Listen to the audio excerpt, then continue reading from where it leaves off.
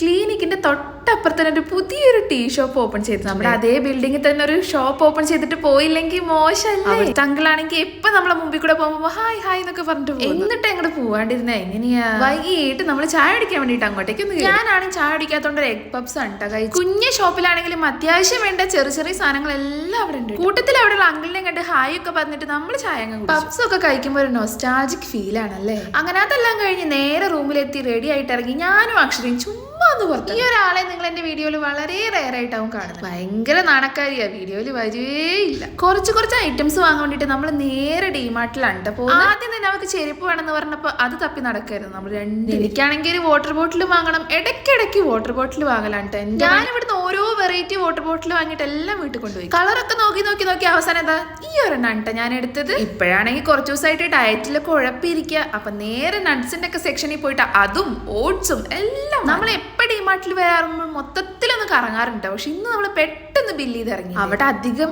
കൂടുതൽ നിന്ന് കഴിഞ്ഞാലേ അനാവശ്യമായിട്ടുള്ള സാധനങ്ങളെല്ലാം വാങ്ങിക്കൂടും. പക്ഷെ ഇന്ന് ഞങ്ങൾ നല്ല പിള്ളേരായിരുന്നു. പെട്ടെന്ന് കഥയെല്ലാം പറഞ്ഞ് ചുമ്മാ ഇങ്ങനെ നടക്കുമ്പോ എന്തെങ്കിലും കഴിക്കണ്ടേന്ന് ഓർത്തിട്ട് അവൾ ഒരു കിക്കാറ്റും വാങ്ങിയിട്ടുണ്ടായിരുന്നു. ഇപ്പൊ ടൈം ഓൾമോസ്റ്റ് ഒരു 9:45 ആയിട്ടുണ്ടാവും കേട്ടോ. ഇപ്പൊ വീട്ടിലാണെങ്കിൽ ഉണ്ടല്ലോ, വീട്ടിലിങ്ങനെ ചടഞ്ഞുകൂടി ഇരിക്കും. വീട്ടിലാണെങ്കിൽ ഇതൊന്നും നടക്കില്ലല്ലോ. വീട്ടിലുള്ളവർ ചോദിച്ചില്ലെങ്കിലും അപ്പുറത്തുള്ളവർ ചോദിക്കും ഈ പെണ്ണ എവിടെ തെണ്ടി തിരിഞ്ഞു. ഇതൊക്കെ ഒരു രസമല്ലേ? അപ്പൊ അത്രേ ഉള്ളൂ. ഫുഡൊക്കെ കഴിച്ച് കിടന്നുറങ്ങി. ടാറ്റാ.